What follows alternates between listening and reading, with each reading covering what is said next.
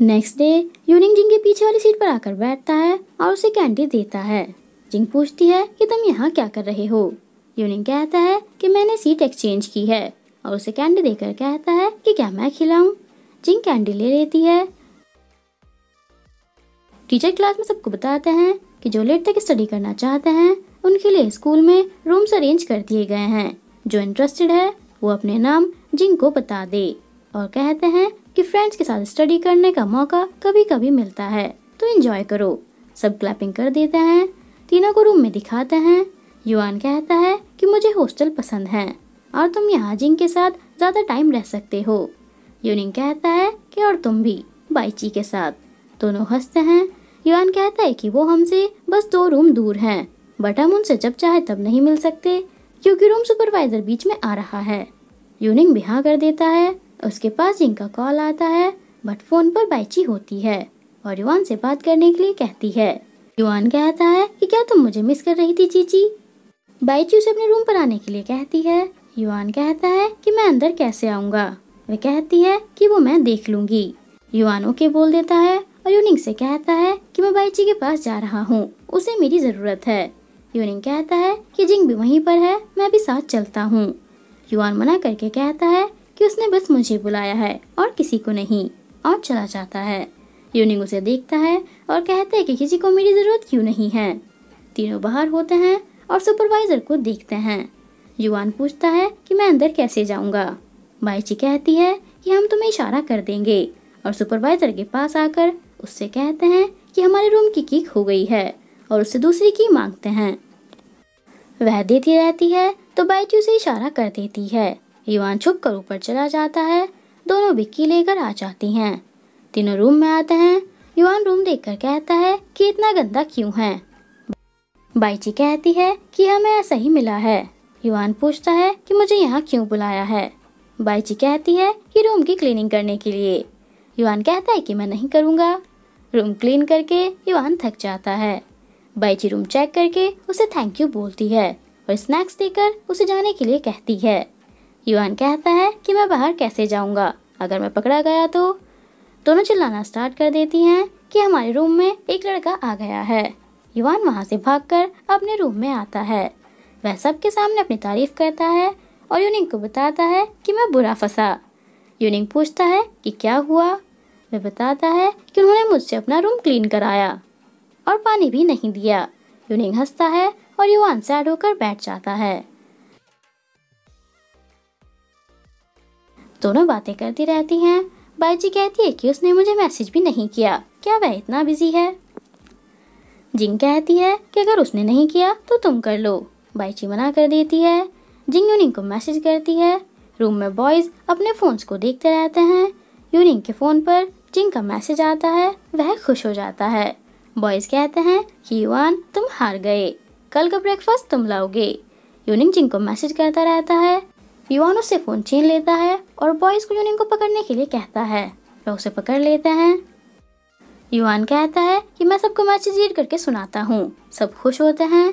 यूनिंग कहता है कि ब्रेकफास्ट मैं ले आऊंगा, फोन वापस कर दो। युआन मना करके मैसेज रीड करके हंसता है और कहता है कि इसने जिंग को गूफी जिंग लिखा है। बॉयज कहते हैं कि क्या ये उसका निकनेम है। युआन मैसेज रीड करने वाला होता है, तभी शोर सुनकर टीचर उन्हें डांटते हैं। सब लोग अपने अपनी सीट पर चले जाते हैं। यूनिंग और जिंग मैसेज करते रहते हैं। नेक्स्ट डे यूनिंग गर्ल्स हॉस्टल के बाहर होता है। बाइची के आने पर वह उसे मेडिसिन देकर कहता है कि क्या जिंग ठीक है। वह हाँ करके कहती है कि बस थोड़ा सा कोल्ड हुआ है। यूनिंग उसे उसका ध्यान रखने के लिए कहता है। बाइची ओके बोलकर चली जाती है और यूनिंग भी। थोड़ी देर बाद यूनिंग फिर से उसके लिए खाना लेकर आता है और बाइची को देकर चला जाता है। रात को यूनिंग फिर से गर्ल्स हॉस्टल के बाहर होता है। बाइची आकर कहती है कि अब क्या हुआ, जिंग अब ठीक है। यूनिंग कहता है कि मुझे पता है, बस मुझे तुम्हारी एक और हेल्प चाहिए, आज उसका बर्थडे है। बाइची कहती है कि मैं भूल गई। यूनिंग उसे अपना प्लान बताता है। चारों बातें करते रहते हैं। बाइची जिंग के पास आकर उसे वॉक पर चलने के लिए कहती है और उसकी आईज क्लोज करके उसे सरप्राइज पार्टी पर ले आती है। जिंग देखकर खुश हो जाती है। सब उसे बर्थडे विश करते हैं। यूनिंग उसे विश मांगकर कैंडल ब्लो करने के लिए कहता है। वह विश मांगकर कैंडल ब्लो कर देती है। यूनिंग पूछता है कि तुमने क्या विश मांगी। वह बताती है कि हम सबको अपना अपना ड्रीम स्कूल मिले और हम 10 सालों तक साथ रहें। सब अपने अपने विश बताते हैं और एंजॉय करते रहते हैं।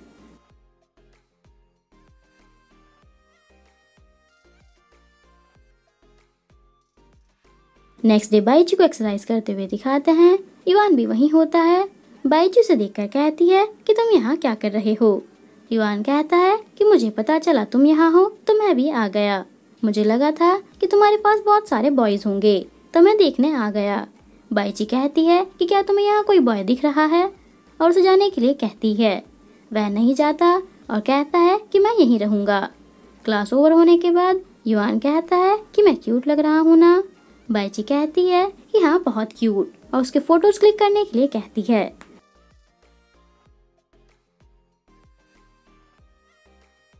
फोटोज क्लिक करके वह उन्हें स्कूल ग्रुप में सेंड करने के लिए बोलती है।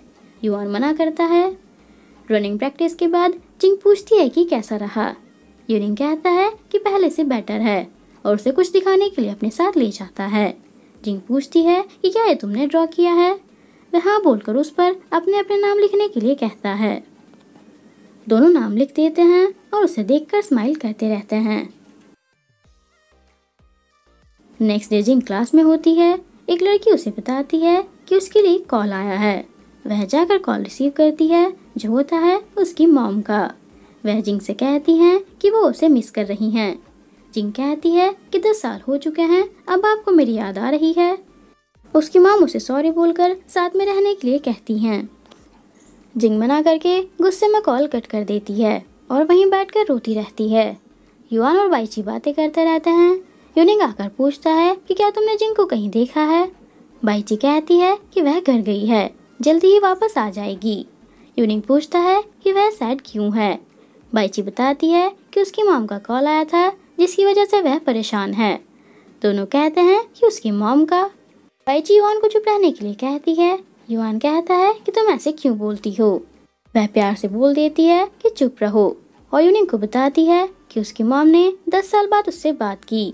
यूनिंग पूछता है कि वह कब वापस आएगी। बाइची कहती है कि आज शाम तक आ जाएगी। यूनिंग अपना लंच युआन को देकर चला जाता है। युआन कहता है कि हमारा मैच है, जल्दी वापस आ जाना। बाइची उसे हिट करके कहती है कि तुमने मुझे डिनर कराने का प्रॉमिस किया है। युआन हाँ कर देता है। शाम को यूनिंग जिंग को अपने साथ छत पर लेकर आता है। दोनों बातें करते रहते हैं। जिंग कहती है कि कोई मुझे 10 साल तक इग्नोर करके अब कैसे याद कर सकता है। यूनिंग कहता है कि अगर वो तुम्हारे साथ नहीं थी, इसका मतलब ये नहीं है कि वो तुमसे प्यार नहीं करती, उनकी कोई मजबूरी होगी। जिंग कहती है कि मुझे कुछ समझ नहीं आ रहा है कि क्या करूं। यूनिंग उसे बताता है कि जब मैं जूनियर हाई स्कूल में था, मेरे पेरेंट्स के डाइवोर्स के बाद मैं मॉम को बहुत मिस करता था, बट मेरे डैड ने मुझे नहीं बताया कि मॉम कहाँ है। जिंग पूछती है कि क्या आप भी उन्हें मिस करते हो। यूनिंग हाँ करके कहता है कि मैं चाहता हूँ वो मेरे साथ हूँ। डैड ने प्रॉमिस किया है कि ग्रेजुएशन के बाद वो मुझे बता देंगे कि मॉम कहाँ है। जिंग उसे थैंक यू बोलकर कहती है कि मैं समझ गई। यूनिंग उसे स्टार्स दिखाने के लिए कहता है। जिंग कहती है कि वो रहे स्टार्स। यूनिंग कहता है कि वे तो दूर हैं, और लाइटर और फायर क्रैकर उठाकर लाता है। दोनों फायर क्रैकर जलाते रहते हैं।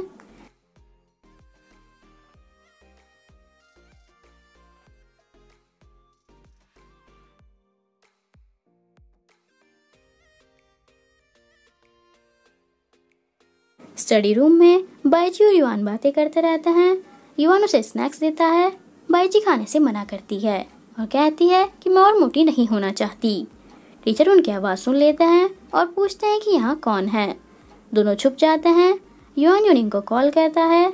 यूनिंग वहाँ आकर टीचर से कहता है कि फील्ड में कुछ बॉयज फाइट कर रहे हैं। टीचर यूनिंग को रूम पर नजर रखने के लिए बोलकर चले जाते हैं। अंदर आकर यूनिंग दोनों को वहाँ से जाने के लिए कहता है। युआन बाइची को जाने के लिए बोलता है। वह यूनिंग को उसकी गलती की वजह से नहीं फंसाना चाहता। बाइची भी जाने से मना करती है, बट युआन उसे वहाँ से भेज देता है। यूनिंग कहता है कि अगर मैं ना आता तो तुम पकड़े जाते, और उसे भी चलने के लिए कहता है। नेक्स्ट टीचर दोनों से कहते हैं, क्या तुम लोगों ने हमें बेवकूफ़ समझा है? हमें पता है तुम दोनों फ्रेंड्स हो और एक दूसरे को बचा रहे हो। युआन कहता है कि यूनिंग की गलती नहीं है, मेरी है। टीचर उसे चुप करके कहते हैं कि वो कॉलेज की मेरिट से तुम्हारा नाम हटा देंगे, मैं उनसे बात कर लूंगा। दोनों कुछ नहीं बोलते। टीचर दोबारा कहते हैं कि मैं बात कर लूंगा। युवान उन्हें लाइफ सेवर बताता है। टीचर कहते हैं कि अगर तुमने इतनी सी भी लापरवाही दिखाई तो तुम्हें अच्छा कॉलेज नहीं मिलेगा, और अगर तुम्हारी वजह से मुझे फिर से कुछ सुनना पड़ा तो मैं तुम्हारे पेरेंट्स को बुलाकर सब बता दूंगा। दोनों कहते हैं कि दोबारा ऐसा नहीं होगा। टीचर उन जाने के लिए कहते हैं। स्कूल ओवर होने के बाद दोनों बातें करते रहते हैं। यूनिंग कहता है कि 2 दिन का ऑफ है, मैं अच्छे से सोऊंगा। जिंग कहती है कि बाइची अपसेट है क्योंकि उसकी वजह से तुम दोनों प्रॉब्लम में आ गए। यूनिंग कहता है कि क्या तुम अपसेट नहीं हो, वह मना कर देती है। दोनों बाहर आ जाते हैं। वहाँ पर जिंग की मॉम खड़ी होती हैं। वह आकर जिंग को घर चलकर बात करने के लिए कहती हैं।